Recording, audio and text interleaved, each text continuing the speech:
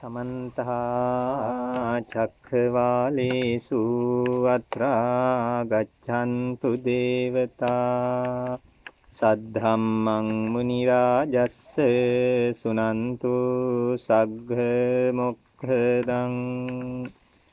ධම්මස්සවන කාලෝ අයං භදංතා ධම්මස්සවන කාලෝ අයං භදංතා ධම්මස්සවන කාලෝ අයං භදංතා නමෝ තස්ස භගවතු අරහතෝ සම්මා සම්බුද්දස්ස නමෝ තස්ස භගවතෝ අරහතෝ සම්මා සම්බුද්දස්ස නමෝ තස්ස භගවතෝ අරහතෝ සම්මා සම්බුද්දස්ස ද්වේමේ භික්ඛවේ අන්තාපබ්බජිතේන නසේවිතබ්බා යෝචායං කාමේසු කාම සුඛල්ලිකානුයෝගෝ හීනෝ ගම්මෝ පොතුජ්ජනිකෝ අනරියෝ අනත්ත සංහිතෝ යෝචායං අත්ත කිලමතානු යෝගෝ දුක්ඛෝ අනරියෝ අනත්ත සංහිතෝ ඒතේ තේ භික්ඛවේ උභෝ අන්තේ අනුපගම්ම මජ්ක්‍ධිමා පටිපදා තථාගතේන අபிසම්බුද්ධා චක්ඛුකරණී ඥානකරණී උපසමාය අභිඤ්ඤාය සම්බෝධාය නිබ්බානාය සංවත්තති තී. ත්‍රිවන් සරණයි හැම දිනාටම.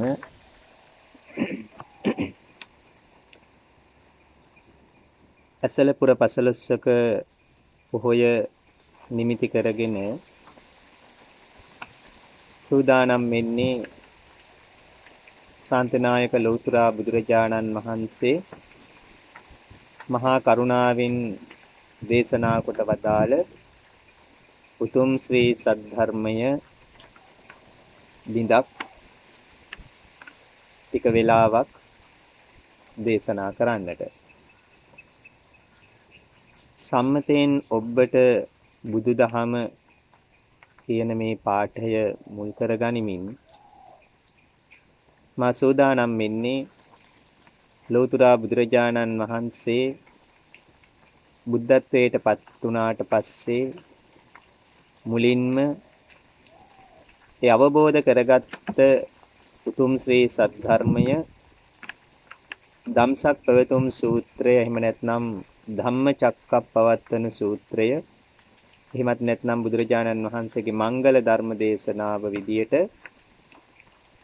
ලෝකයට දේශනා කරපු ඒ සූත්‍රය පිළිබඳව ඊටමත් පුංචි කොටසක් පැහැදිලි කරන්නට මේ උත්සාහය. සම්මතයෙන් ඔබට කියන කාරණාව තවත් පුංචි පැහැදිලි කිරීමක් කරලා මම මගේ මාතෘකාවට අනුව ඒ කරුණු කාරණා පැහැදිලි කරන්නට බලාපොරොත්තු වෙනවා. සම්මත ලෝකය තුල තිබෙන දේවල් පිළිබඳව ඔබ අපි හැමදෙනෙක්ම අවබෝධ කරගෙන තියෙනවා. මම හිතන්නේ සම්මත ලෝකය තුල තියෙන කාරණාවල් පිළිබඳව අමුතුවෙන් දේශනා කරන්න, සාකච්ඡා කරන්නට අවශ්‍ය වෙන්නේ නැහැ කියලා. ඒකට හේතුව ඒ පිළිබඳ අවබෝධයක් අපි හැමදෙනාටම තියෙන නිසා. ලෞතර බුදු කෙනෙක් ලෝකෙට පහළ වෙලා දේශනා කරන්නේ මේ සම්මත ලෝකයේ තියෙන දේවල් පිළිබඳව නෙවෙයි. අනනුස්සුතේසු ධම්මේසු. ඒ කියන්නේ නොඇසූ දෙයක් මම ඔබට දේශනා කරනවා, පෙන්වලා දෙනවා. අනනුස්සුතේසු. මෙතෙක් ඇහුවේ නැති දෙයක්. සම්මත ලෝකය බුදුරජාණන් වහන්සේ සම්පූර්ණ ප්‍රතික්ෂේප කරලා අතහැරලා දැම්මා නෙවෙයි. සම්මතය තුල, එහෙම නැත්නම් සම්මත ලෝකයේ තුල ජීවත් වෙන ගමන් අපේ ජීවිතය සම්මතයෙන් ඔබට අරගෙන ගිහිල්ලා සම්මතය තුල විඳින දුක පීඩාව වේදනාව නැති කරලා සුවපත් වෙන විදිය සුවපත් ජීවිතයක් අපි මේ සම්මත ලෝකයේ තුල ගොඩනගා ගන්න විදිය තමයි ලෞතුරා බුදු කෙනෙක් අපිට දේශනා කරන්නේ. එතකොට මා උත්සාහ කරන්නේ සම්මතෙන් ඔබට ඔබ අරගෙන ගිහින් සම්මත ලෝකයේ තුල අපි ජීවත් වෙනකොට දුක වේදනාව පීඩාව අඩු කරගෙන ජීවත් වෙන්නේ කොහොමද කියන කාරණා පිළිබඳව පුංචි පැහැදිලි කිරීමක් කරන්නට. ඇසලපුර පසළොස්වක පොහොය ඉතා වටින පොහොයක්. විශේෂ වැදගත්කම් රාශියක්ම සිදු වුණ පොහොයක් විදියටයි ඇසලපුර පසළොස්වක පොහොය අපි හඳුනාගෙන තිබෙන්නේ. මහා මායා දේවිය සිද්ධාර්ථ කුමාරයා මේ ලෝකෙට ජන්මදායාදය ලබා දෙන්නට කුස පිළිසිඳ ගැනීම සිදු වන දවස විදියට ඇසලපුර පසළොස්වක පොහොය සැලකෙනවා. ඒ වගේමයි උපතින් අවුරුදු 29ක් සම්පූර්ණ වෙන දවසේ සිදුවත් කුමාරයෝ සත්‍ය සොයාගෙන යන්නට මාලිගාවෙන් එළියට බහින දවස. නැත්නම් අපි ඒකට කියනවා මහ බිනික්මන අබිනිස්ක්‍රමණය ගිහිගේ අතහැර යෑම කියන කාරණාවල් වලින් අපි හඳුන්වනවා. එතකොට මෙන්න මේ විදිහට සිදුහත් කුමාරයාගේ ජීවිතේ වැදගත් සිදුවීම් අවස්ථා දෙකක් අපි මේ විදිහට හඳුනා ගන්නවා. ඒ වගේම ලෞතුරා බුද්ධත්වයට පත් වුණාට පස්සේ උන්වහන්සේ අවබෝධ කරගත්ත උතුම් ශ්‍රී සද්ධර්මය පස්වග තවුසන් මුල් කරගනිමින් මුලින්ම අවබෝධ කරගත්ත ධර්මය ලෝකයට දේශනා කරන දවසක් ඇසලපුර පසළොස්වක පොහෝ දිනයක් කියන එක අපි හඳුනා ගනිමු. මෙන්න මේ විදිහට ඇසලපුර පසළොස්වක පොහොයේ තවත් වැදගත්කම් කීපයක් තිබෙනවා ශාසනික වශයෙන් ගත්තාම උපසපන් භික්ෂුන් වහන්සේලා විනය කර්ම පොහොය කර්ම ආදී සිදු කරලා පිරිසිදු වෙලා වස් සමාදන් වෙන පොහොය විදියටත් සැලකෙනවා ඇසලපුර පසළොස්වක පොහොය. මේ විදිහේ කරුණු කාරණා කීපයක් මුල් වෙලා තිබෙනවා ඇසලපුර පසළොස්වක පොහොයට. හොඳයි. මම මෙතෙන් සිට උත්සාහ කරන්නේ සම්මතයෙන් ඔබට කියන මේ කාරණාව මුල් කරගෙන ධම්සක් පැවතුම් සූත්‍රය තුලින් අපේ ජීවිතේට අපි කොහොමද මේ සම්මතයේ තියෙන දේ හඳුනාගෙන සම්මතයෙන් ටිකක් ඔබට අපි ගිහිල්ලා සම්මතයෙන් පිටට ගිහිල්ලා අපි මේ ධර්මය ඇසුරු කරන්නේ කොහොමද කියන එක පිළිබඳව කාරණා කීපයක් පැහැදිලි කරන්නට. අපි මේ ලෝකයේ තුල ජීවත් වෙනකොට අපි දන්නවා අපිට විවිධ ගැටලු බාධක කරදර චිත්ත පීඩා දුක් වේදනා වලට මුහුණ දෙන්නට අපිට සිද්ධ වෙනවා. කෙටියෙන්ම කියනවා නම් අටලෝ දහමට අනුව අපිට මුහුණ දෙන්නට සිද්ධ වෙනවා මේ ජීවිතය ගත කරගෙන යද්දී. එතකොට පුත්තස්ස ලෝක ධම්මේහි චිත්තං යස්ස නකම්පති කරගන්න නම් නකම්පති වෙන්නට නම් අපේ සිත කම්පණය නොකර ගන්නට නම් අපි මොන විදියටද මේ ධහම ඇසුරු කළ යුත්තේ කියන කාරණාව තමයි අපි අවබෝධ කරගත යුතු වෙන්නේ. අපි කවුරුත්ම මුහුණ දෙනවනේ මේ අටලෝ දහමට. එතකොට මේ අටලෝ දහමින් කම්පණයටපත් නොවි කම්පා වෙනව කියන වචනය කම්පණයටපත් නොවි අපි කොහොමද ඒ සියල්ල දරාගෙන අපේ ජීවිත සුඛිත මුදිත කරගන්නේ කියන කාරණාව පිළිබඳව අවබෝධයක් ඇති කරගත යුතු වෙනවා.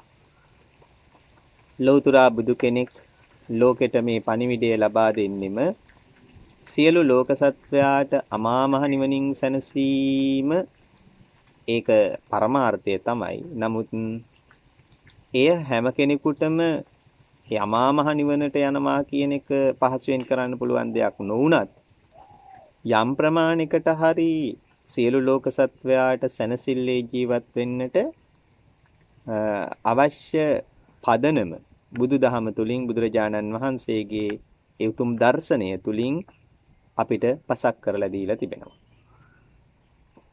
අපි මේ ධහම හරියට අවබෝධ කරගෙන හරියට ධහම තේරුම් අරගෙන අපේ ජීවිතය සමග බද්ධ කරගත්තොතින් අපේ ජීවිතයට එකතු කරගත්තොතින් අපිට පුළුවන් මේ දුක් පීඩා චිත්ත වේදනා කරදර බාධක වලින් යම් ප්‍රමාණයකට හරි නිදහස් වෙලා සැනසille ජීවත් වෙන්නට පුළුවන්කම ඔබටත් මටත් ලැබෙනවා. අපි උත්සාහ කරමු අද දවසේ මේ වෙලාව තුල ධම්සක් පැවතුම් සූත්‍රය තුලින් ලෞතුරා බුදුරජාණන් වහන්සේ අපේ ජීවිතයට ඇතිවෙන දුක් වේදනා චිත්ත පීඩා කරදර බාධක මගහරවාගෙන ඒන් පීඩාවටපත් නොවි ජීවත් වෙන්නේ කොහොමද කියන කාරණාව පැහැදිලි කරපු විදිය අපි අවබෝධ කරගන්න උත්සාහ කරමු. අපි දන්නවා අපි මොන විදියට ජීවත් වුණත් ඉතින් අගහිඟකම් නැති බැරිකම් වගේම වත් පොහසත්කම් මේ වගේ දේවල් අපේ ජීවිතවලට එකතු වෙලා තියෙන්නේ එක එක ප්‍රමාණයට. ඉතින් අපි මේ හැම සත්වයක්ම බලාපොරොත්තු වෙන්නේ සැනසෙල්ලෙන් සතුටෙන් මේ ජීවිතය ගත කරන්නට. කිසිම සතෙක් මේ ලෝකේ බලාපොරොත්තු වෙන්නේ නැහැ දුකෙන් පීඩාවෙන් වේදනාවෙන් ගත කරන්න ඕන කියලා. හැම සතෙකුගේම උත්සාහය වෙන්නේ සැනසෙල්ලෙන් සතුටෙන් ජීවිතේ ගත කරන්නට. එහෙමනම් ඒ සැනසිලිදායක සුවදායක ජීවිතය කොහොමද අපි බුදුදහම බද්ධ කරගෙන ගොඩනගා ගන්න කියන කාරණාව පිළිබඳව අපි පුංචි අවබෝධයක් ලබන්නට උත්සාහ කරමු. සදහැවතුනි බුදුරජාණන් වහන්සේ මුලින්ම අවබෝධ කරගත්ත මේ උතුම් ශ්‍රී සද්ධර්මය ඇසලපුර පසළොස්වක පොහොය දවසක පස්වග තවුසන් මුල් කරගෙන මේ ලෝකෙට දේශනා කළා. ඒක තමයි අපි කියන්නේ මංගල ධර්ම දේශනාව. එහෙම නැත්නම් ධම්සක් පැවතුම් සූත්‍රය. එහෙම නැත්නම් ධම්මචක්කප්පවත්තන සූත්‍රය. ඒක තමයි නියමම වචනය. ධම්මචක්කප්පවත්තන සූත්‍රය. අපි මුලින්ම මේ සූත්‍රයේ නම පිළිබඳව පුංචි පැහැදිලි කර ගැනීමක් කරන්නට අවශ්‍යයි. ධම්මචක්කප්පවත්තන සූත්‍රය. එතකොට මේක තේරුම කුමක්ද? මේක තේරුම අපිට වැදගත් වෙනවා. පාලි වචන ටික සිංහලට පරිවර්තනය කරලා දෙන අදහස නෙවෙයි මම උත්සාහ කරන්නේ. ඒ වචන ටිකිනුත් දැන් බුදුරජාණන් වහන්සේගේ ශ්‍රී මුඛ දේශනාවේ අපිට මේක නම් එච්චර වැඩිපුර අර්ථයක් නැහැ. මේක නම් හොඳ අර්ථයක් තියෙනවා. එහෙම කියලා බෙදන්න පුළුවන් කමක් නැහැ. බුද්ධ දේශනාවේ හැම වචනයක්ම හැම ඉස්පිල්ලක් පාපිල්ලක් ගණනෙම අපිට ඉතාමත් වටිනවා. ඉතාමත් වැදගත් වෙනවා. ඒ අපේ මේ ජීවිතය සමග මේ හැම වචනයකම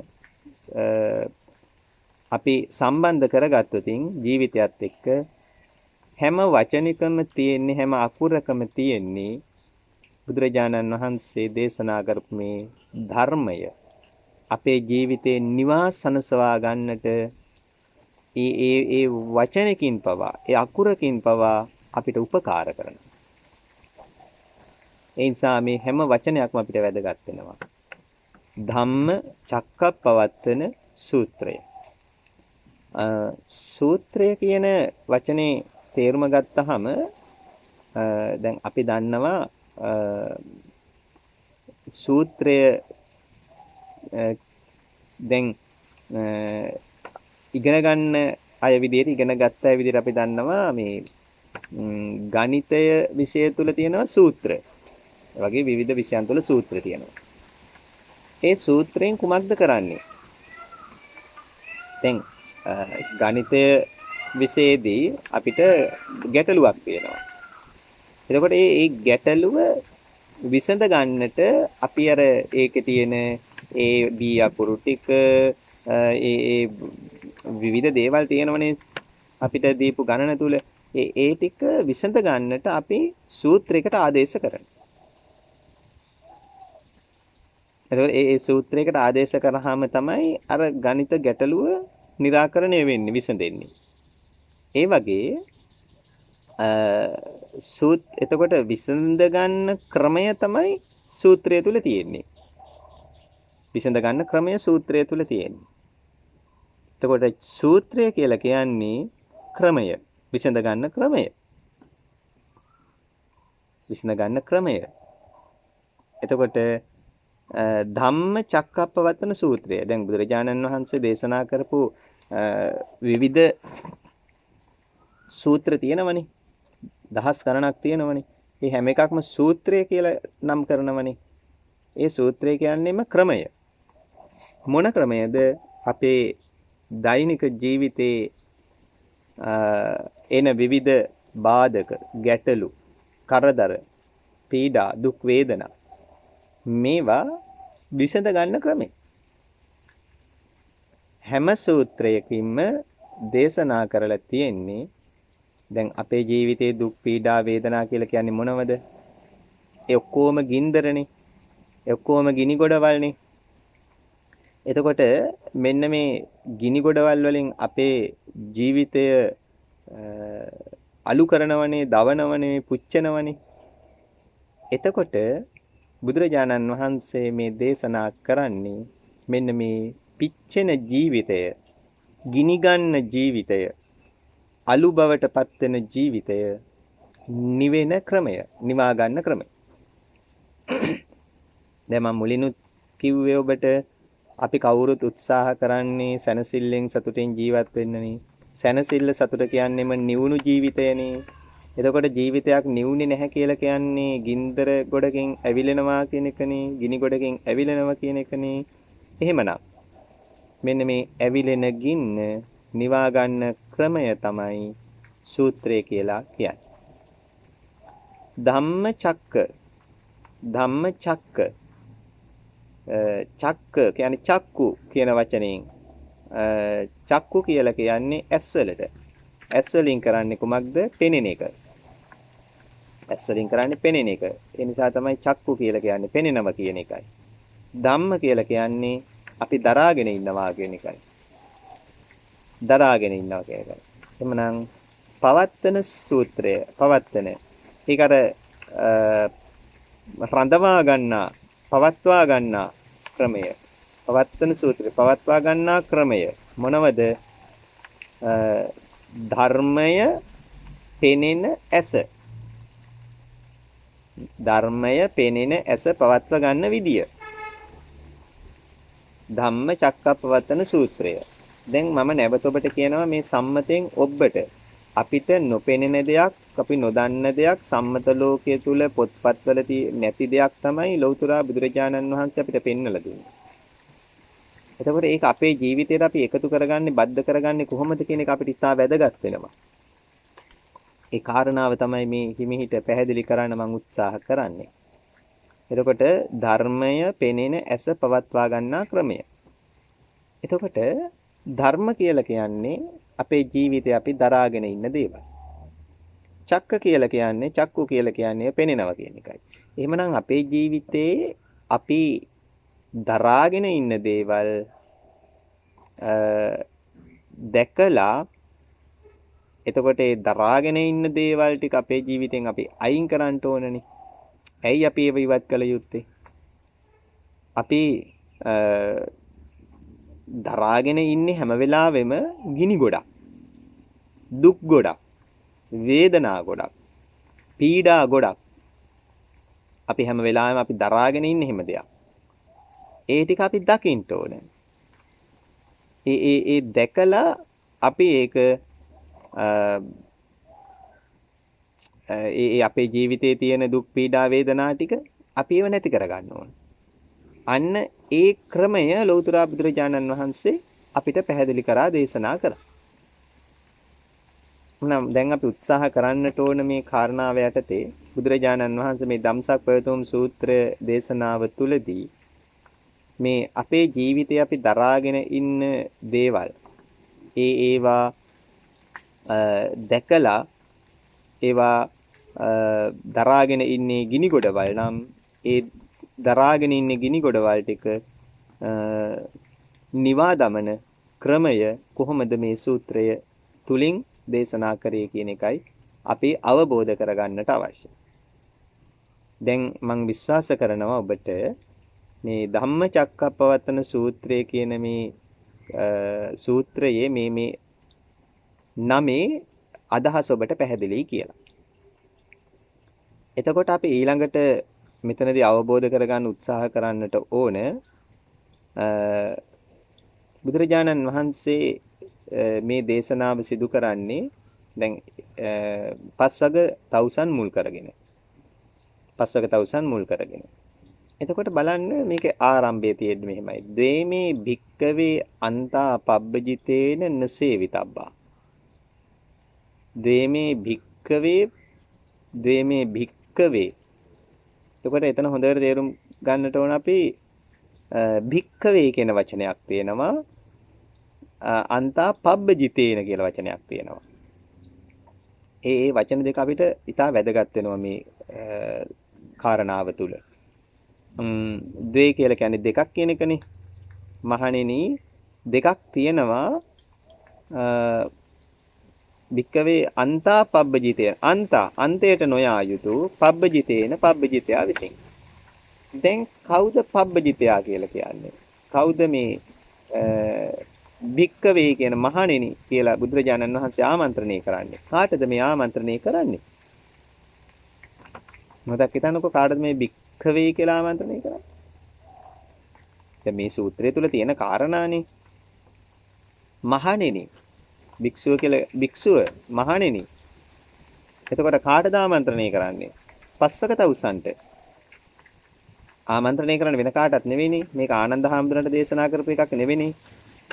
මේ සූත්‍රයේ දේශනා කරන්නේ බුදුරජාණන් වහන්සේ පස්වක තවුසන්ට. පස්වක තවුසන්ටයි දේශනා කරන්නේ. එතකොට ආමන්ත්‍රණය කරන්නේ කොහොමද? ද්වේමේ භික්කවේ අන්තා පබ්බජිතේන. එතකොට අපි හරියටම හඳුනා ගන්නට ඕන. හරියටම අපි තේරුම් ගන්නට ඕන බුදුරජාණන් වහන්සේ මේ කාරණා දේශනා කරපු විදිය. ඒකයි මම කියේ පාලි පරිවර්තනය තුල පොතේ තියෙන කාරණාවට ගියොතින් අපිට මේ ධර්මයේ කවදාවත් හරියට අවබෝධ කරගන්න පුළුවන් කමක් නැහැ.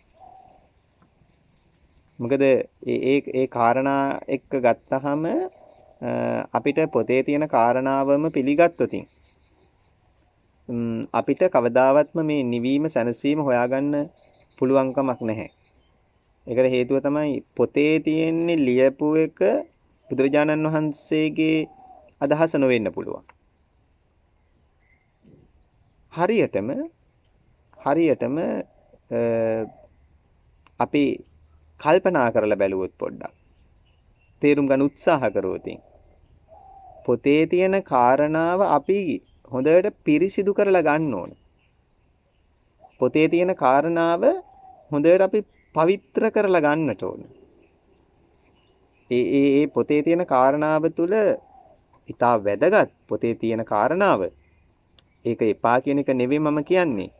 ඒක බලන්න එපා කියන එකත් නෙවෙයි කියන්නේ. අපි ඒ තුලින් අපි හොඳ අවබෝධයක් ලබන්නට ඕන. අපි තේරුම් ගන්න උත්සාහ කරන්නට ඕන. දැන් ඔබ හිතුවද දැන් මේ සූත්‍රයේ දේශනා කරපු විදිහට ද්වේමේ භික්කවේ කියලා වචනයක් තියෙනවා, පබ්බජිතේන කියලා වචනයක් තියෙනවා. බුදුරජාණන් වහන්සේට වැරදිලා නැහැ කොහෙවත්ම.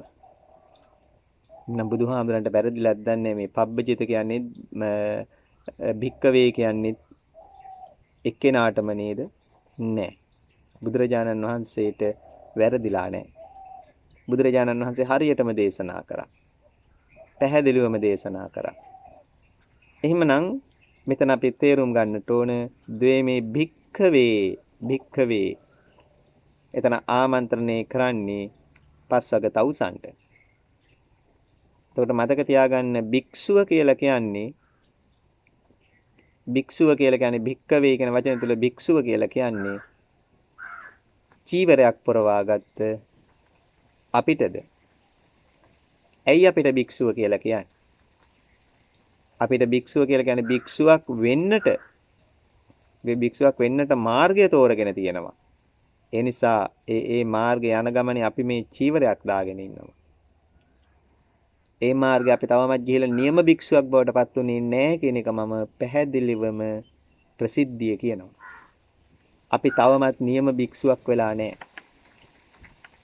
නියම භික්ෂුවක් වෙන්නට නම් ලෞතර බුදුරජාණන් වහන්සේගේ මේ උතුම් ශ්‍රී සද්ධර්මය ජීවිතය තුළින් අවබෝධ කරගෙන ජීවිත අවබෝධයේ ඉන්නට අවශ්‍යයි.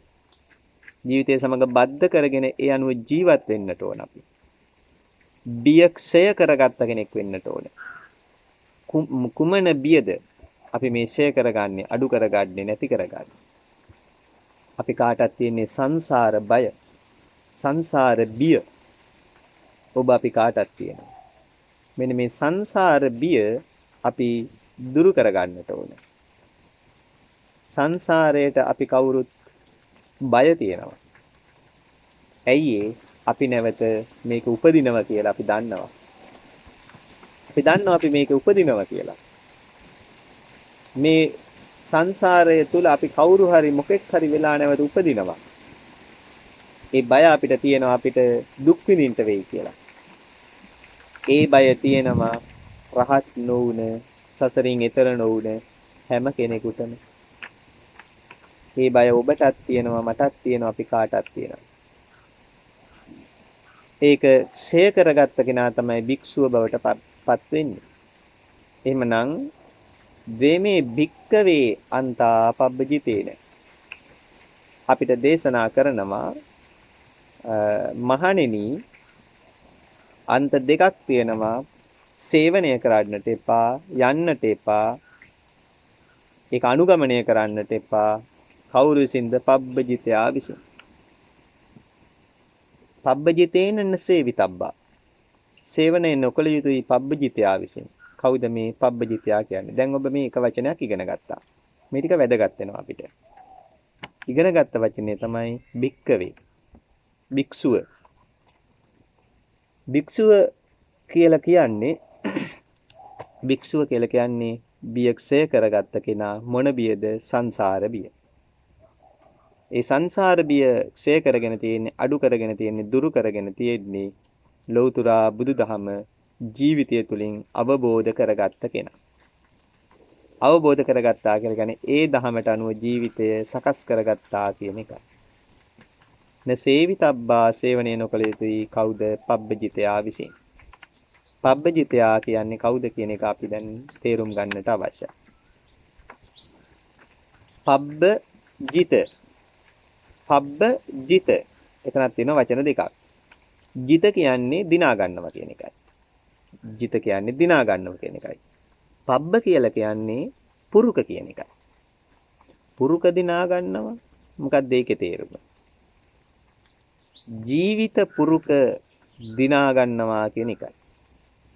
එහෙම කිව්වත් පැහැදිලි නෑ කියන එක මම දන්නවා. ජීවිත පුරුක කියන්නේ කොහොමද? අපි ඒ තැනට එනවා, අපි ඒ කාරණාවට එනවා. දැනට ඔබ මතක තියාගන්න පබ්බජිත කියලා කියන්නේ ජීවිත පුරුක දිනා ගන්නවා කියන එක. ජීවිත පුරුක කුමක්ද කියන එක මම තා මොහොතකින් ඔබට පැහැදිලි කරලා දෙනවා. හොඳයි. ඊළඟට දැන් ඔන්න වචන දෙකේ තේරුම ඔබට පැහැදිලිනේ. බියක්ෂය කරගත්ත කෙනා භික්ෂුව වෙනවා. ජීවිත පුරුක දිනා ගන්න කියන අදහසින් පබ්බජිත කියලා කියනවා. හොඳයි. එතකොට ජීවිත පුරුක යම් කෙනෙක් දිනාගෙන ගියොත් ඔහු අනිවාර්යයෙන්ම භික්ෂුවක් බවට පත් වෙනවා කාලයාගේ ඇවෑමෙන්. ජීවිත පුරුක අපි දිනමින් ඉදිරියට යා යුතු වෙනවා. ජීවිත පුරුක දිනා ගනිමිනුයි අපි ඉදිරියට යා යුත්තේ. එහෙම වුණොත් තමයි අපිට භික්ෂුවක් බවට පත් වෙන්නට පුළුවන්කම ලැබෙන්නේ. හොඳයි. ඊළඟට මේ ධර්ම පාඨයේ දේවමේ භික්ඛේ අන්තා පබ්බජිතේන නසේවිතබ්බා යෝචායන් කාමේසු කාමසුකල්ලිකාණ යෝගෝ හීනෝ ගම්මෝ පෝතුජ්ජනිකෝ අනරියෝ අනත්ත සංහිතෝ යෝචායන් අත්ත කිලමතාන යෝගෝ දුක්ඛෝ අනරියෝ අනත්ත සංහිතෝ. මෙන්න මේ විදිහට බුදුරජාණන් වහන්සේ දේශනා කරනවා, පැහැදිලි කරලා දෙනවා පින්නතුනේ.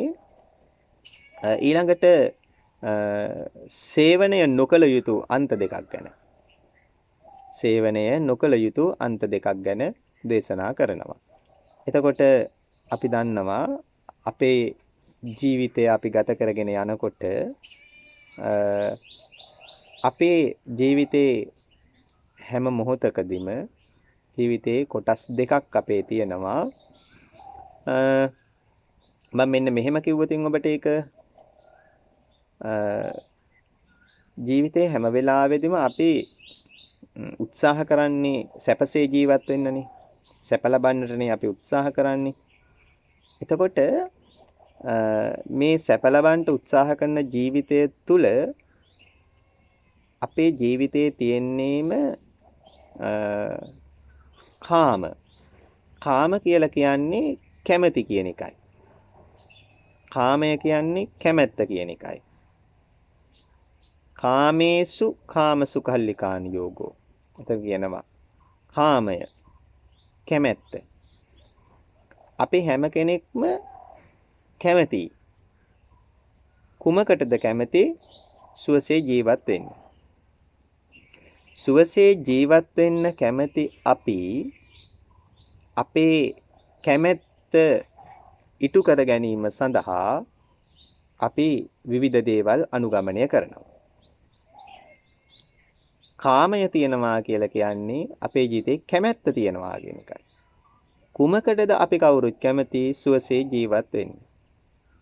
එතකොට හැම සත්වයක්ම කැමති සුවසේ ජීවත් වෙන්නටනේ. එතකොට හැම සතෙක්ම උත්සාහ කරන්නේ තමන්ගේ ජීවිතේ සුවපත් කරගන්නටනේ.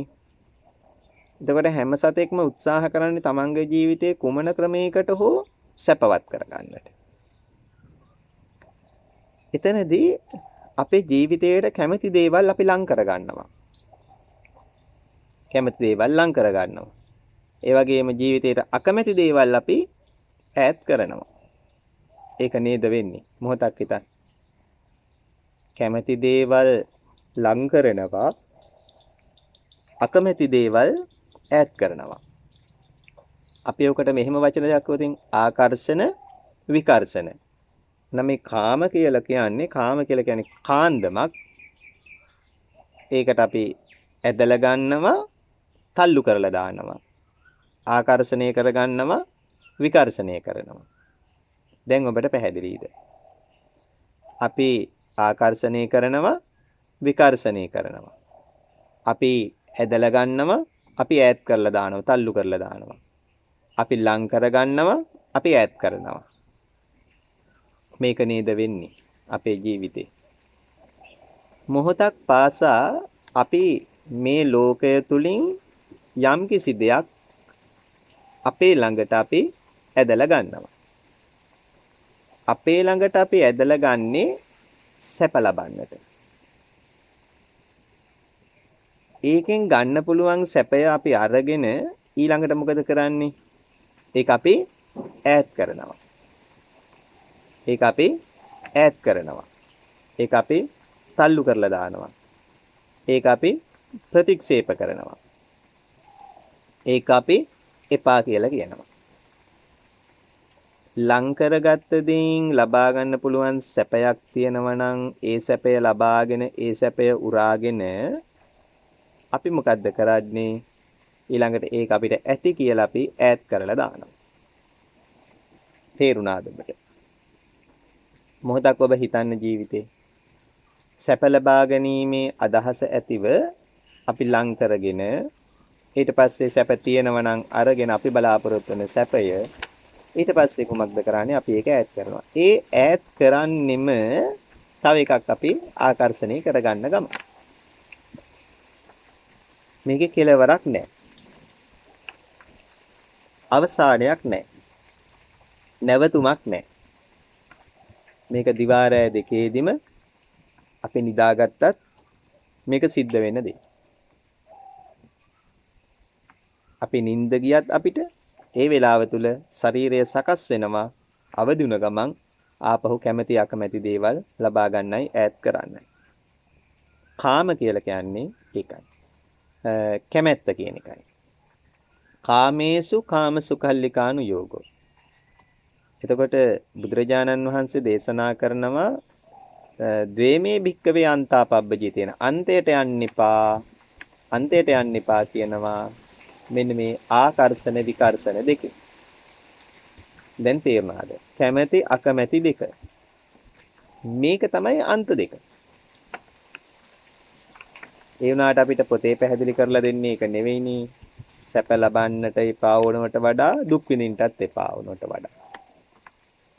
දැන් මෙතන ගැටලුවක් තියෙන බව වැටහෙන්නේ නැද්ද?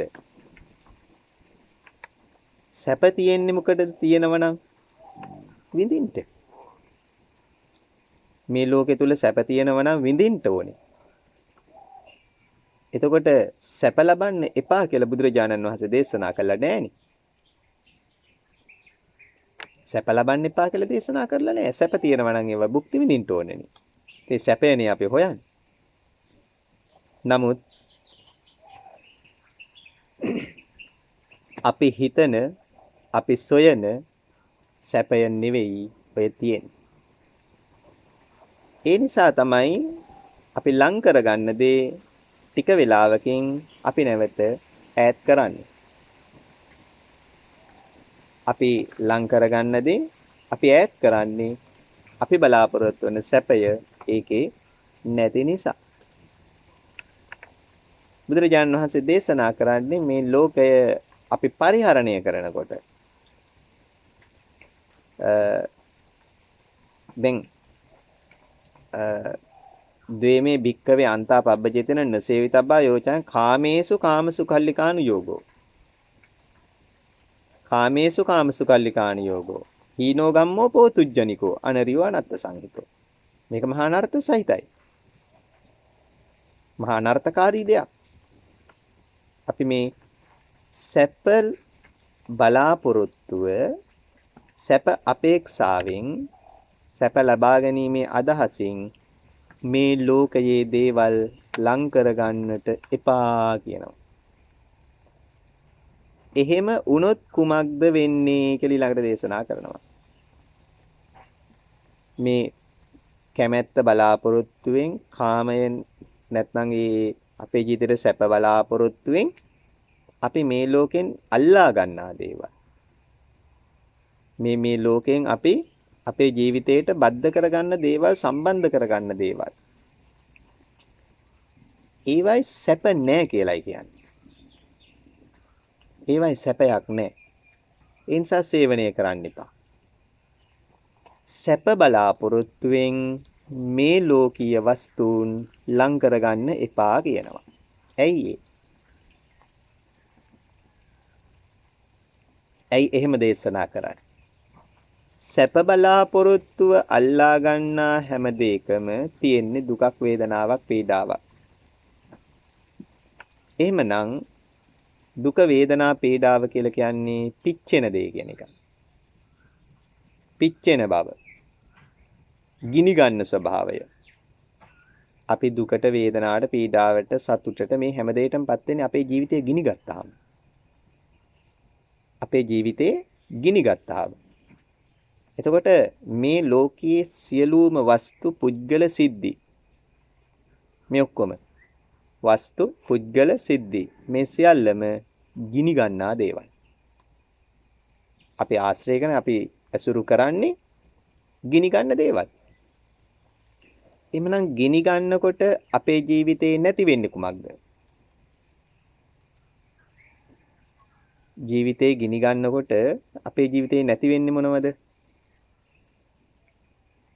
ඔව් හිතන්න මොහොතක්. ජීවිතේ ගිනි ගන්නකොට මොනවද නැති වෙන්නේ?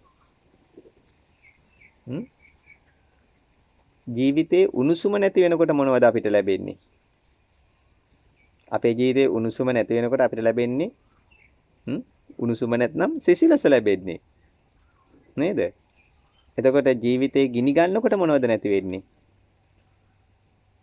ගිනි ගන්නකොට නැති වෙන්නේ අපේ තිබිච්ච නිවුණු බව. අපේ නිවනයි නැති වෙන්නේ. මං හිතනවා ඔබට පැහැදිලි ඇති කලේ කාරණාව. ගිනි ගන්න දේවල් අපේ ජීවිතේට ලං වෙනකොට ඒවා ආශ්‍රය කරනකොට ඇසුරු කරනකොට අපේ ජීවිතේ නැති වෙලා යන්නේ අපිට තිබුණ නිවීම. අපේ ජීවිතේ අපිට තිබුණු නිවුණු බව මේක නැති වෙලා යනවා. දැන් ඔබට පැහැදිලිද? කාමේසු කාමසුකල්ලිකානු යෝගෝ හීනෝ ගම්මෝ පෝතජං හීනයි ග්‍රාම්‍යයි. ඒක නිවන් නොදකපු පෘථග්ජනයින් විසින් ඒක පරිහරණය කරන දෙයක්. ඒක එපා කියනවා. සැප බලාපොරොත්තුව අපි මේ ලෝකේ යම් දෙයක් ලං කරගන්නකොට අපේ ජීවිතේ ඈත් වෙලා යනවා නිවන. අත්ත කිලමතානුයෝගෝ. කාමේසු කාමසිකල්ලිකානුයෝගෝ කිව්වා. එතකොට කැමැත්ත සැප ලබා ගැනීම සැප ලබා ගැනීමේ කැමැත්තෙන් අපි යමක් ලං කරගන්නකොට අපේ නිවන නැති වෙලා යනවා. නිවන කීලණය වෙනවා, කිලුටු වෙනවා, ජරා ජීර්ණ වෙනවා, අපවිත්‍ර වෙනවා. දැන් කිසිම අපේක්ෂාවක් නැතුව, කිසිම අදහසක් නැතුව, කිසිම බලාපොරොත්තුවක් නැතුව, මේ ලෝකෙන් කිසිම දෙයක් බලාපොරොත්තු නැතුව, මේ ලෝකෙන් මට සැපය කියලා කිසිම දෙයක් ලැබෙන්නේ නැහැ කියන තැනට ආවහම ඒක තේරුම් ගත්ත කෙනෙක් බොහෝම නිවීමෙන් සැනසීමෙන් ජීවත් වෙනවා. අන්න නිවුණු පුජ්‍යලයා. අන්න නිවන ලැබපු පුජ්‍යලයා.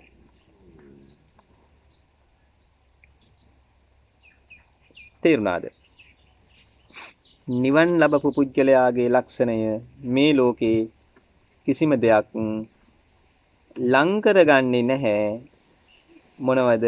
සැප බලාපොරොත්තුව. ඒකට හේතුව තමයි ඔහු දන්නවා ලං කරගත්තොත් මේ ලෝකයේ තුල යවා ඕනෑම දෙයක්. කුමන දෙයක් ලං කරගත්තත් ඒකෙන් අපි ගිනි ගන්නවා. ගිනි ගන්නවා කියන්නේ මගේ නිවන නැති වෙලා යනවා. අත්ත කියන්නේ නිවනට. අත්ත කිලමතහානු යෝගෝ.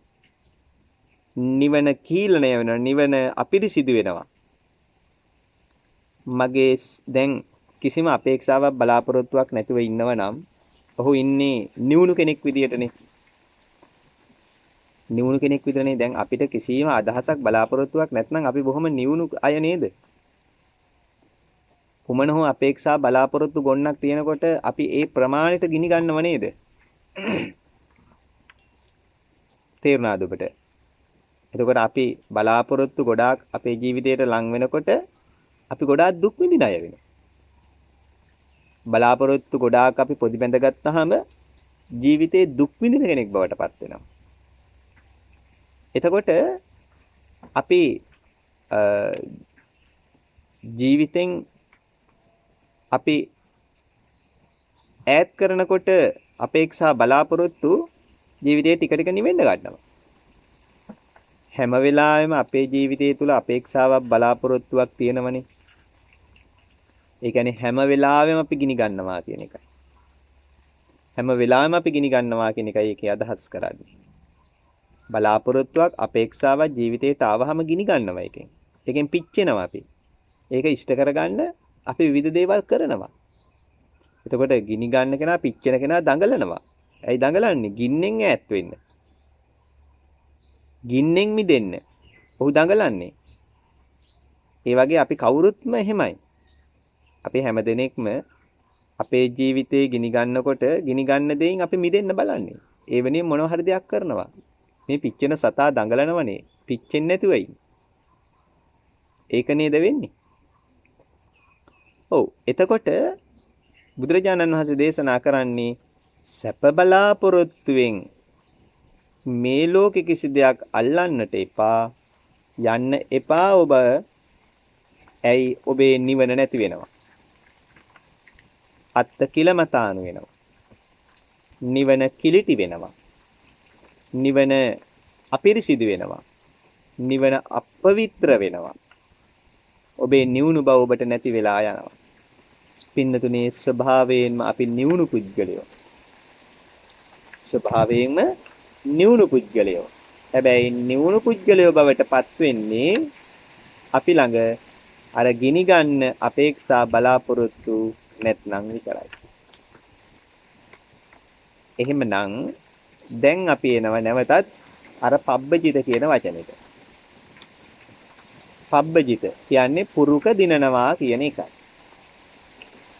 පබ්බජිත කියලා පබ්බ කියන්නේ පුරුක, ජිත කියන්නේ දිනනවා කියන එකයි.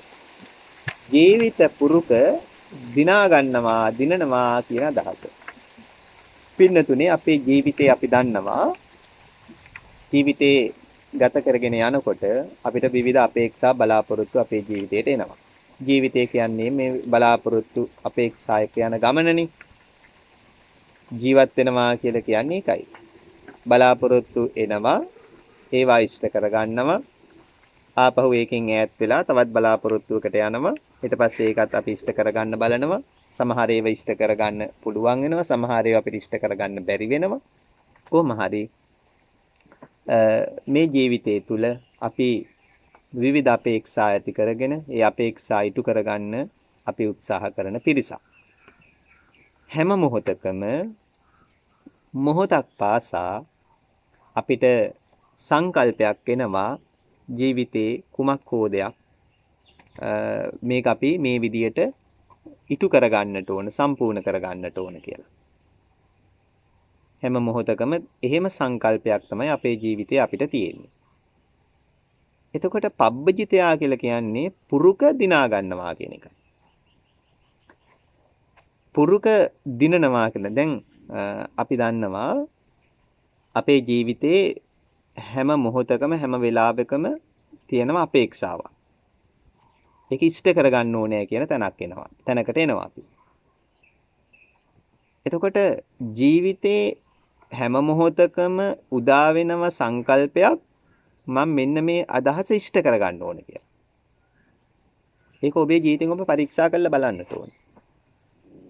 ඔබේ ජීවිතය තුළින් ඔබ පරීක්ෂා කරලා බලන්න එක. දැන් කාගවත් ජීවිතයකින් ඒක අහන්න බලන්න හොයන්න යන්න එපා. බුදුරජාණන් වහන්සේගේ ඒ ජීවිතය තුළින් අපිට මේක හඳුනා ගන්න බෑ. දැන් අපිට එන්නේ මොන වගේ අදහස්ද මොන වගේ සංකල්පද කියන එක පිළිබඳව දන්නේ කවුද?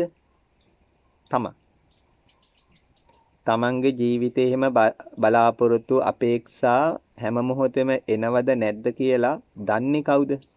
දන්නේ ඔබ. වෙන කවුරුත් නෙවෙයි. දැන් ඔබ ඔබේ ජීවිතෙන් බලන්න. මේ පරීක්ෂණේ ඔබ කරගන්නට ඕන දෙයක්. මේක වෙන කාටවත් පරීක්ෂණේ පවත්තලා මේ නිරීක්ෂණය කරලා නිගමන කරන්න බෑ. එහෙම නිගමනයක් දෙන්න පුළුවන් කමක් නැහැ. එහෙමනම් අපි අපේ ජීවිතේ අපි විසින්ම පරීක්ෂා කරලා බලන්නට ඕන. අපි අපේ ජීවිතේ පරීක්ෂා කරලා බලනකොට අවංකව බලන කෙනෙකුට පෙනෙනවා ජීවිතේ තියෙන අපේක්ෂා හැම මොහොතක් පාසාම අපේක්ෂා බලාපොරොත්තු සංකල්ප ගොඩක් එන්නේ අපිට. ඒවා ඉටු කරගන්නට කියලා. එහෙමනම් අන්න ඒ එන අපේක්ෂා බලාපොරොත්තු හැම එකක්ම ජයග්‍රහණය කරන්නට, දිනා ගන්නට තමයි අපි උත්සාහ කරන්නේ. එතකොට අපේ අපේක්ෂා, අපේ බලාපොරොත්තු අපි ඉටු කරගන්නට අපි හැම වෙලාවෙම කුමක් හෝ දෙයක් කරනවා. ජීවිත පුරුක කියලා කියන්නේ මෙන්න මේ උදා වෙන මොහොත. දැන් ජීවිතය කියලා කියන්නේම බලාපොරොත්තුෙන් බලාපොරොත්තුවට යන ගමනනේ. අපි ජීවත් වෙනවා කියලා කියන්නේ බලාපොරොත්තුවක් ආවා, ඒක ඉෂ්ට කරගත්තා හෝ නැතා හෝ ඊළඟ එකට යනවා, ඊළඟ එකට යනවා, ඊළඟ එකට යනවා. එහෙම ගමනක් නේ තියෙන්නේ. අපිට ඇයි අපේ ජීවිතය තුළ අපිට ඉෂ්ට කරගන්නට බලාපොරොත්තු ගොඩක් වෙනවා. මොහොතක් පාසා එනවා. ඒ එන බලාපොරොත්තුව ජයග්‍රහණය කරන්න දිනා ගන්න අපි උත්සාහ කරන්නේ. ඒතර බුදුරජාණන් වහන්සේ දේශනා කරන්නේ පබ්බජිතේක් වෙන්න. පුරුක දිනා ගන්න. අපේ ජීවිතයට එන අපේක්ෂාව අපි දිනාගන්නේ කොහොමද? කෙසේ හෝ ඉෂ්ට කරගෙන. ඔබෙත් මගෙත් අපේක්ෂා බලාපොරොත්තුව කෙසේ හෝ කුමන ක්‍රමයකට හෝ මගේ බලාපොරොත්තුව ඉෂ්ට කරගන්න. එහෙම නේද? ඔබෙන් විමසන්න. Tamanට එන අපේක්ෂාව කෙසේ හෝ ඉටු කරගන්නවා කියන තැන නේද ඔබ අපි ඉන්නේ. ඒක හරිද වැරදිද සාධාරණද අසාධාරණද ඒව හොයනවද?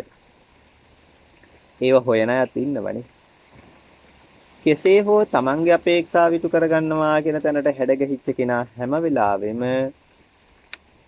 කෙසේ හෝ ඉෂ්ට කරගන්නවා කියලා හිතන හැම කෙනාම ලෝකෙට කරන්නේ මහා විපතක්, කරදරයක්, වේදනාවක්, බාධාවක්.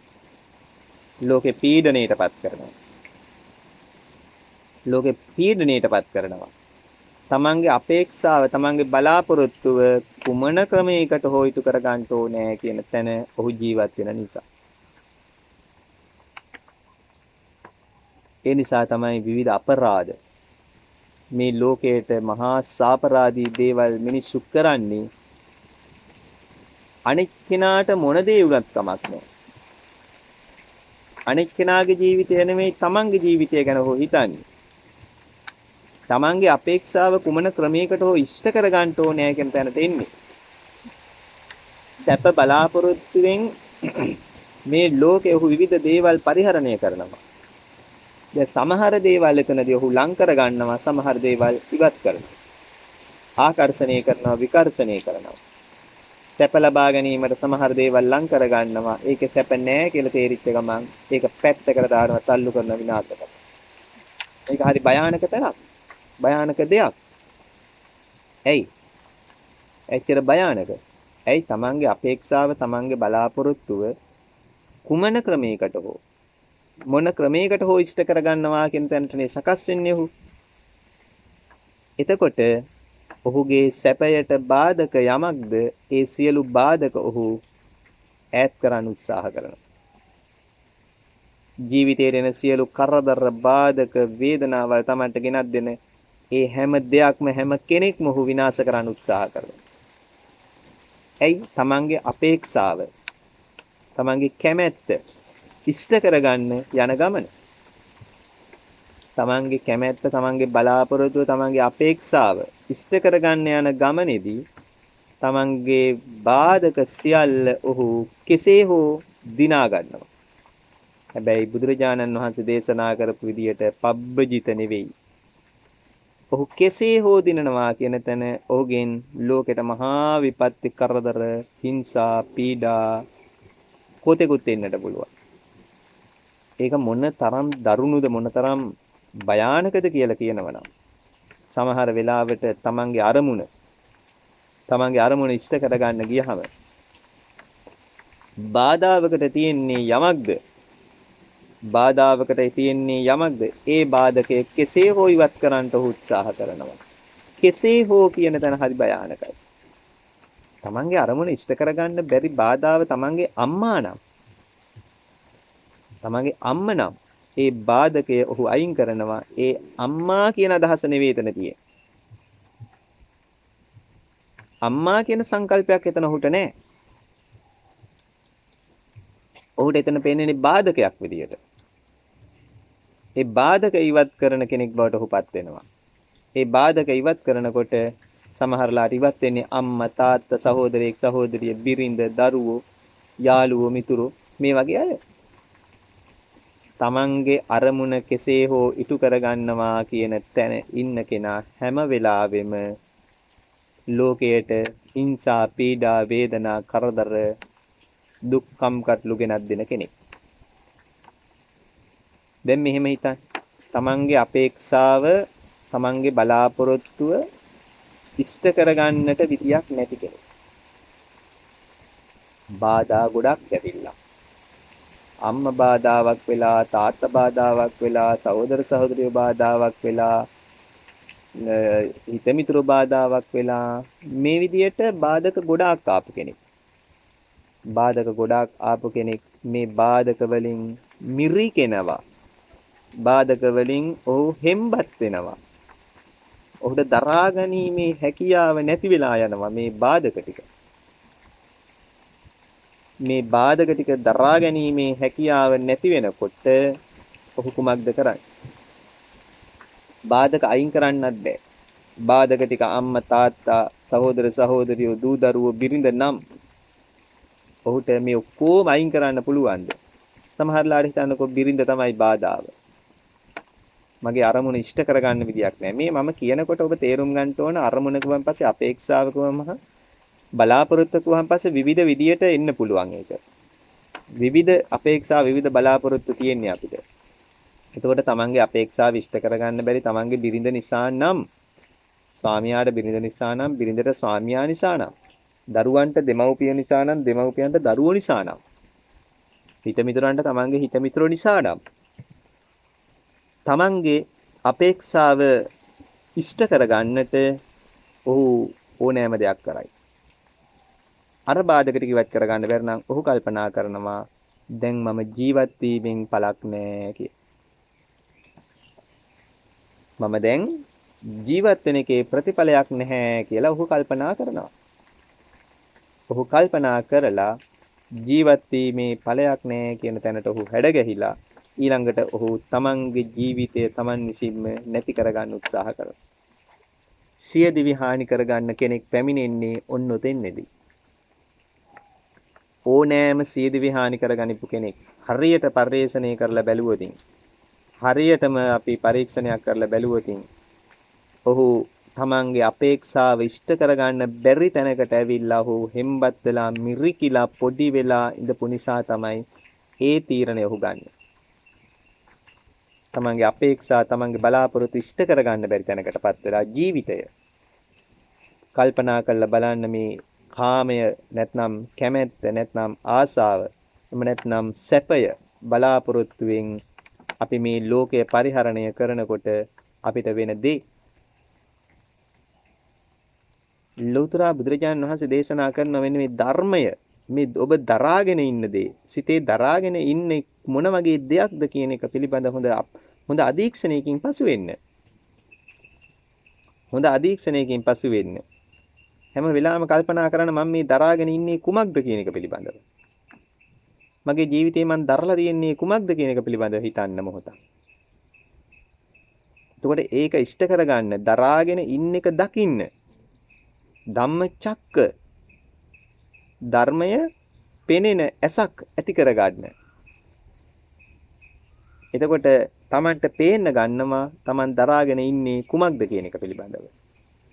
එතකොට ඒක කෙසේ හෝ ඉෂ්ට කරගන්න උත්සාහ කරෝතින් සිදුවෙන්නේ කුමක්ද කියන එක පිළිබඳවත් ඔහු දන්නවා. කෙසේ හෝ ඉෂ්ට කරගන්නවා කියන තැනදී අනිවාර්යයෙන්ම ලෝකයේ තුල මහා සාපරාධී දේවල් සිදු වෙන්නට පුළුවන්. මම හිතනවා ඔබ යමක් තේරුම් ගන්නට ඇති කියලා. දැන් ධම්මචක්ක සූත්‍රය. එතකොට ධර්මයේ පෙනෙන ඇස පවත්වා ගන්නා ක්‍රමය. දැන් මේක අපි පවත්වා ගන්නට ඕන. ඇයි? මේක අපි පවත්වා ගන්නට ඕන අපේ ජීවිතය තුළ අපි දරාගෙන ඉන්න දේවල් හරියට දැක්කේ නැතොත්. දරාගෙන ඉන්න දේවල් අපි මොහොතක් පාසා ඉෂ්ට කරගන්න ගියොත් පබ්බජිතයා එතකොට උදා වෙන අපේක්ෂාව පබ්බ කියලා කියන්නේ එතන පුරුක ජීවිත පුරුක කියලා කියන්නේ ජීවිතයට ආපු අපේක්ෂාව අපි දිනා ගන්නට උත්සාහ කරනවා. ඒ අපේක්ෂාව දිනා ගන්නට කරන උත්සාහය ඒ බලාපොරොත්තු ඉෂ්ට කර ගන්නට දරන උත්සාහය අපෙන් මහා විනාශයක් සිදු වෙන්නට පුළුවන්. ඒ නිසා තමයි බුදුරජාණන් වහන්සේ දේශනා කරන්නේ පබ්බජිතයා විසින් නසේවිතබ්බා සේවනය කරන්නට එපා. කුමක්ද සේවනය කරන්නට එපා කියලා කියන්නේ කාමය නැත්නම් සැප බලාපොරොත්තුවෙන් මේ ලෝකේ පරිහරණය කරන්න එපා. සැප බලාපොරොත්තු සැප අපේක්ෂාවෙන් මේ ලෝකය පරිහරණය කරන්නට එපා. මේ ලෝකය ඔබ මේ ලෝකයේ තුල ජීවත් වෙනකොට ඔබ තේරුම් ගන්නට ඕනේ ඔබ අපි කවුරුත් තේරුම් ගන්නට අවශ්‍ය දේ තමයි ජීවිතයට උදා වෙන අපේක්ෂාව බලාපොරොත්තු අපි දකින්න ඕන හොඳට. හොඳට දකින්නට ඕන. අන්න දරාගෙන ඉන්න දේ දකින්න ධම්මචක්ක. ඒක දිගටම පවත්වා ගන්න. පවත්වාගෙන නිකම් ඉන්නවා නෙවෙයි එන අපේක්ෂාව කෙසේ හෝ ඉෂ්ට කරගන්නවා කියන තැනින් අපි ඈත් වෙන්න ඕන. කෙසේ හෝ ඉෂ්ට කරගන්න. කුමක්ද අපි කළ යුත්තේ? ඒක මම ඉෂ්ට කරගන්නට නෙමෙයි. ඒක මගේ ජීවිතෙන් මම අයින් කරලා දානවා. ඈත් කරලා දානවා. ඒකේ මගේ ජීවිතෙන් මම ඒක මකලා දානවා. මගේ ජීවිතෙන් මම ඒක සම්පූර්ණ නැති කරලා දානවා. ඇයි මේ ලෝකයේ තුල ජීවත් වෙනකොට එන කුමන අපේක්ෂාව කුමන බලාපොරොත්තුව වුණත් ගිනි ගන්න අපේක්ෂාවක් බලාපොරොත්තුවක් එන්නේ අපිට. බුදුරජාණන් වහන්සේ දේශනා කරන්නේ මෙන්න මෙතනින් ඈත් වෙන්න. මේක සේවනය කරන්න එපා. සැප බලාපොරොත්තුෙන් මේ ලෝකේ සේවනය කරන්න එපා කියන එකමයි බුදුරජාණන් වහන්සේ අපිට ඉතාමත් මහා කරුණාවෙන් යුක්තව දේශනා කරන්න පැහැදිලි කරලා දෙන්නේ. මේ සූත්‍රයේ මුල්ම ආරම්භකම තැන විතරයි මේ. ඒතකොට මේ සූත්‍රය පුරා අපි වචනෙන් වචනේ තෝරන්න ගත්තොතින් මම හිතන්නේ පැය 10ක් 15ක් දේශනා කරලා මේක තෝරලා දෙන්න බැරි තරම්. නමුත් මම මේ දේශනා කරු මේ පුංචි කොටස තුල ද්වේමේ භික්කවේ අන්තා පබ්බජිතේන නසේවිතබ්බා යෝචායන් කාමේසු කාමසුකල්ලිකානේකෝ හීනෝ ගම්මෝ පෝතුජ්ජනිකෝ. එතකොට මේ ලෝකයේ සැප බලාපොරොත්තුෙන් පරිහරණය කරනකොට ඒ පරිහරණය කරන්න උත්සාහ කරන කෙනා හීනයි, ග්‍රාම්‍යයි. ඔහු පහත් කෙනෙක් මේ සමාජය තුල. ඇයි? අපි ගිනි ගන්න නිසා ඒකෙන් නිවෙන්න අපි යමක් කරන්නේ. එතකොට ඒ යමක් කරනකොට ලෝකෙට හිංසාවක් පීඩාවක් ලෝකෙට කුමන හෝ ආකාරයක පුංචියට හෝ හිංසාවක් පීඩාවක් වේදනාවක් දෙනවනම් ඔහු අනිවාර්යයෙන්ම ලෝකේ අපි කතා කරන විදිහට ඔහු යහපත් කෙනෙක් නෙවෙයි. නිවැරදි කෙනෙක් නෙවෙයි.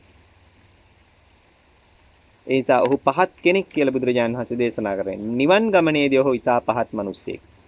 නිවන් ගමන තුල පහත් කෙනෙක්. අපිට අවශ්‍ය මේ නිවන් මඟ, නිවෙන මාර්ගය, නිවෙන ක්‍රමය. ඒකයි බුදුරජාණන් වහන්සේ දේශනා කළේ. ඒ නිසා එතන පැහැදිලි කරලා දෙනවා යෝචායන් අත්තකිලමතාන යෝගෝ. එතකොට නිවන අපිරිසිදුන නිවන කිලිටි වෙන දේ. සැප බලාපොරොත්තු ලෝකේ යමක් ඇල්ලුවහම අපි ළඟ තිබිච්ච නිවන අපිට නැති වෙලා ගිහිල්ලා ගිනි ගොඩක් අපිට අපේ ජීවිතේට ලං වෙන්නේ. අන්න ඒකෙන් ඈත් වෙන්න කියලා බුදුරජාණන් වහන්සේ දේශනා කරන්නේ. උදා වෙන වර්තමාන සිද්ධිය. උදා වෙන වර්තමාන සිද්ධිය තුල ඔබ ඒ ජීවිත පුරුක දිනා ගන්නට උත්සාහ කරන්න කියලයි බුදුරජාණන් වහන්සේ දේශනා කරන්නේ. මේ සූත්‍රයේ මුල්ම අවස්ථාව විතරයි මේ තියෙන්නේ. එතනත් අමා මහ නිවන කියන එක සාක්ෂාත් කරගන්න පුළුවන්. අපි මේක හරියට තේරුම් ගත්තොත්. ඊළඟට මේ සූත්‍රය පුරාටම දේශනා කරන්නේ කොණ්ඩඤ්ඤ තාපසතුමා මේ ධර්ම දේශනාව අවසන් වෙනකොට අරහත් ඵලයට පත් වෙලා තිබෙනවා. ඒ වුණාට පොතේ තියෙන්නේ කොණ්ඩඤ්ඤ වප්පබද්ධිය මහා නාම අස්සජි කියන මේ පස්සක තවුසන් අනත්ත ලක්කන සූත්‍රය ශ්‍රවණය කළ රහත් වුණා කියලා. නමුත් මේ ධම්සක් පැතුම් සූත්‍රයේ අගදෙම තියෙනවා අගට තියෙනවා අඤ්ඤා කොණ්ඩඤ්ඤෝත්තේව නාමං අහෝසි කියලා වචනයක්. එතකොට කොණ්ඩඤ්ඤ තාපසතුමා කුමක්ද කරේ මේ ධර්මයේ ශ්‍රවණය කරන ගමන් යංකින්ච සමුදය ධම්මං සබ්බන්තං නිරෝධ ධම්මං. යංකින්ච මේ සූත්‍රයේ තියෙනවා ඔබට බලන්න පුළුවන්. යංකින්ච සමුදය ධම්මං සබ්බන්තං නිරෝධ ධම්මං. යම්කිසි ධර්මයක් යම්කිසි අපේක්ෂාවක් ජීවිතයට ආවද ඒ අපේක්ෂාව එවෙලෙම නිරෝධ කළා. සබ්බන්තං නිරෝධ ධම්මං. ඒ සියල්ල ඒ මොහොතේම ඒ වෙලාවෙම නිරෝධ කරා. කොහොමද ඒ කලේ? මේ වාඩි වෙලා ඉඳගෙන තමන්ගේ සිතට එන සියලුම අරමුණු අපේක්ෂා බලාපොරොත්තු එවෙලේම ඔහු ඉවත් වෙන්න දින්න දුන්නා. කිසි දෙයක් කරේ නෑ ඒවට. අල්ලන්න ගියේ නෑ. ඒවා ආවා ගියා. ආවා ගියා. ඔක තමයි කලේ. ඒක අවසන් වෙනකොට කොණ්ඩඤ්ඤ තාපසතුමා නාම අඤ්ඤා කොණ්ඩඤ්ඤෝත්තේව නාමං හොති. අන්‍ය වූ කොණ්ඩඤ්ඤ කෙනෙක් බවට පත් වුණා. මෙච්චර වෙලා ඉඳපු කෙනෙක් නෙවෙයි. මෙච්චර වෙලා හිටියේ ඔහු සාමාන්‍යයෙන් අපි දැන් සූත්‍රයේ මුලදීම මහණෙනි කියලානේ ආමන්ත්‍රණය කරේ. එතකොට බියක්ෂය කරගත්ත කෙනෙක් වුණා. එතකොට මේ අය බිය අඩු කරගෙන හිටියේ. නමුත් අවසාන ඵලයට තවම ගිහිල්ලා නැහැ මේ එක්කෙනෙක්වත්. කොණ්ඩඤ්ඤ තාපසතුමා අඤ්ඤා කොණ්ඩඤ්ඤෝත්ය වෙනම කොණ්ඩඤ්ඤ කෙනෙක් බවට පත් වුණා. නාමස්කන්ධය අහෝසි වුණා කියන එකයි කියන්නේ. නම අහෝසි වුණා නෙවෙයි. නම අහෝසි වුණා නෙවෙයි. මේක අනවබෝධය තුල ධර්මය හරි හැටි අවබෝධ කර නොගැනීම තුල සමහර අය තමන්ගේ නම වෙනස් කර ගන්නවා. දැන් මම කොණ්ඩඤ්ඤ හාමුදුරුවෝ ධර්මය අවබෝධ වෙනකොට නම වෙනස් කරගත්තා. අඤ්ඤා කොණ්ඩඤ්ඤ බවට පත් වුණා. වෙන කොණ්ඩඤ්ඤ කෙනෙක් බවට පත් වුණා. දැන් මටත් ධර්මයේ පිළිබඳ අවබෝධයක් තියෙනවා. ඒ නිසා මගෙත් නම දැන් වෙනස් වෙන්න ඕන කියලා සමහර අය හිතනවා. නමුත් එතන ඇත්තටම අපි පැහැදිලි කරගන්න අවශ්‍යයි. අඤ්ඤා කොණ්ඩඤ්ඤ කියලා කියන්නේ වෙනත් කොණ්ඩඤ්ඤ කෙනෙක් නාමස්කන්ධය හොසුනා. රූප වේදනා සංඥා සංකාර විඥාන කියන පංචස්කන්ධේ නාම රූප කියලා කොටස් දෙකකට බෙදෙනවා. රූප කොටසටත් වේදනා සංඥා සංකාර ඒවා නාම කොටසටත්.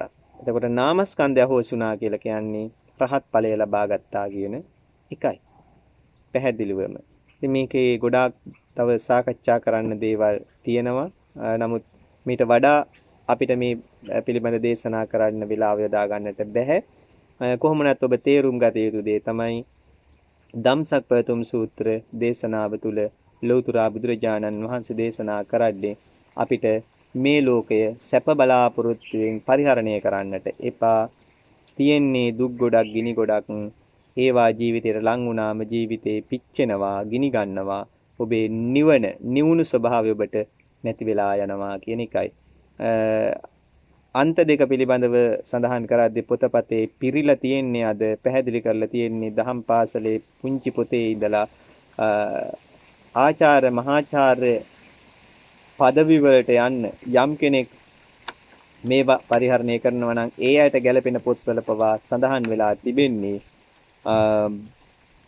කුමක්ද කනගාටුදායකයි ශරීරයට අධික ලෙස සැප දෙන්නත් එපා දුක් දෙන්නත් එපා මධ්‍යස්ත වෙන්න කියන කාරණාවක් පිළිබඳ පැහැදිලි කරපු විදිය. සැප තියෙනවා නම් ඇයි අනුගමනය ඇයි අපි පරිහරණය නොකළ යුත්තේ?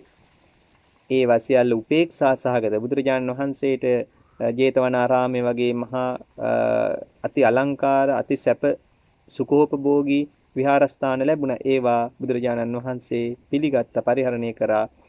ඒක නෙවෙයි මේ කියන්නේ. ඒ සියල්ල උපේක්ෂා සහගතව පරිහරණය කරේ. ඒ කාරණාව නෙවෙයි මෙතනදී පැහැදිලිව බුදුරජාණන් වහන්සේ දේශනා කරන්නේ ශරීරයට අධික ලෙස සැප දෙන්නත් දුක් දෙන්නත් එපා කියන එක නෙවෙයි. කවුරුත් ඕකට කැමති නැහැ. දැන් ශරීරයට සැප තියෙනවා නම් කවුද ගන්න කැමති? කවුද දුක් ගන්න කැමති? කොහොමත් මේ දෙක අපි දැන් සැප බලාපොරොත්තුව මේ ලෝකේ අපි ඇසුරු කරන්නේ බුදුරජාණන් වහන්සේ දේශනා කරනවා සැප බලාපොරොත්තු ආශ්‍රය කරන්න එපා කියලා. බුදුහාමුදුරෝ දේශනා කරන්නේ මෙන්න මේ කාමය තුල. එහෙම නැත්නම් සැප බලාපොරොත්තුවේ මේ ලෝකේ පරිහරණය කරන්නට එපා. ඒකේ අන්තයට ඔබ යන්නට එපා.